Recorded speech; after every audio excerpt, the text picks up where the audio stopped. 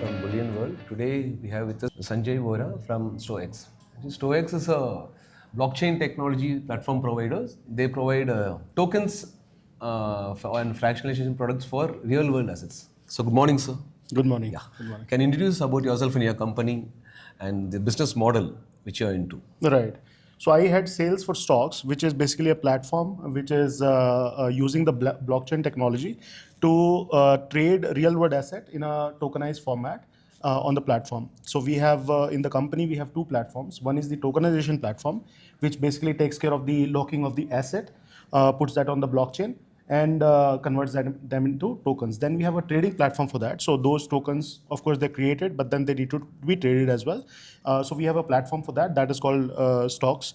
And so that's the platform which we are preparing. And we are primarily looking at precious metals, real estate, and other RW assets, which is real world assets, which we call it. So we are not into cryptocurrencies or anything like that, but it is a digitization of those real world assets. So currently, into which assets you do tokens? Either you're focusing which are segments? Yeah, so we are beginning. We are starting the project, the company, with the focus on gold, silver, and real estate to begin with, and then we have plans in the future to go for other precious metals, including platinum and some of the other metals as well. And then there are other real world assets, for example, in the real world, like for potentially art and aeroplanes and all those kind of assets as well, which we are evaluating at this stage, and we'll see whether there's a feasibility for that, and we'll potentially launch it. So given the vibrant precious market in India and the reach, how do you feel the potential for tokens for gold and silver? Yeah, I mean, if you look at overall market, of course, at the wholesale level, the trade is a different beast altogether. So that's like driven more by commercials and lower margins. But if you look at the broad acceptance, it's a historic product. I mean, people have been buying this historically, whether it's gold or silver. It's there in every house.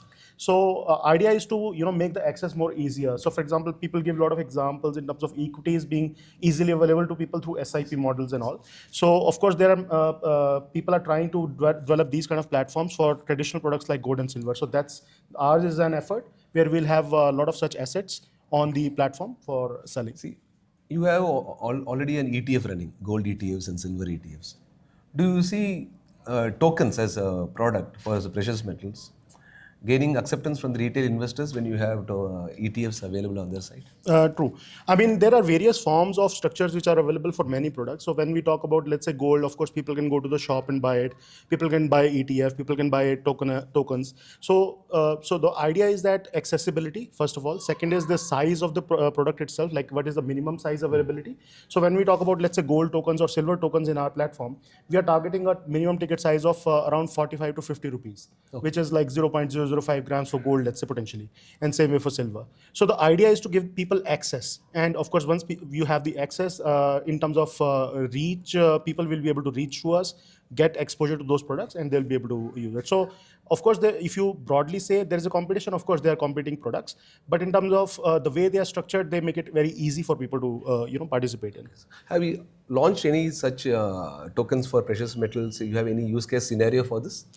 We have done a proof of concept product launch, which was only for the STOEX employees and group company employees. So we have done that. So we have done through and through testing. So next month we are going to launch gold tokens on our platform on a wider market basis. So silver will follow gold. Silver will follow gold, yes. How you evaluate the vaulting systems? You have partnerships for vaulting, and how you ensure that third-party audit is put in place? True, and that's the most important part actually in the whole structure. So the idea is that if I am the owner of the gold and I want to sell it through tokenization process, and STOEX is a platform, let's say there's a STOEX. So I want to come in and do my tokenization process through STOEX, but in that process, I'll have to make sure that I forego the rights to transfer that gold to somebody else. Now, there is, of course, legal engineering done to ensure that, that kind of rights which I have as an owner, I forgot those rights. I sign those agreements in partnership with the other stakeholders like trustees and vaults. So, for example, we, of course, when we talk about gold, let's say, or silver for that matter, we are talking about those products, those bars or, the quantities of assets being stored in the vault itself.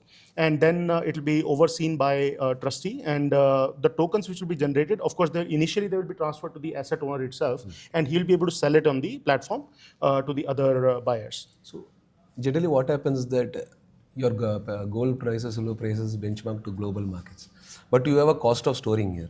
Yes. How do you accommodate in that? Whether it will be added to the things or how is that? So initially, to begin with, the kind of margins which you see in the digital products, they usually take care of the storage charges for a significant period of time. Okay. And that's how we are going to go as well. But as the time progresses, let's say after X, Y, Z number of months for which the storage will be taken care of, every token holder, to the proportionate quantity of the gold which is being stored, they'll be liable to pay the small storage charges, which is bound to happen. So somebody has to pay it, and it has to be the person who is investing in the product. But for initially, for a significant period of time, like up to 5 years, we'll have those costs already factored in the prices, and so that there is no inconvenience for people to actually pay those charges separately. It is a fungible tokens or NFT? It's a physically fungible token. That is, it will lead to physical delivery. Physical delivery. So you can deliver in any retail shops. How is that? Or it can be transferred to investor, or you can deliver it across any jewelry shops. So our in-principle process for physical delivery is already executed.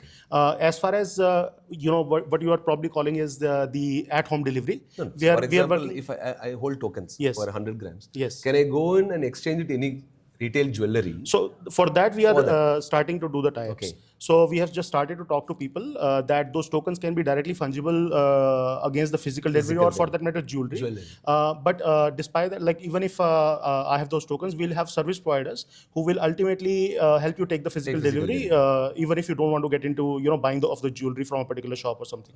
Thank you, Mr. Sanjeev Vohra, Thank you for your valuable inputs.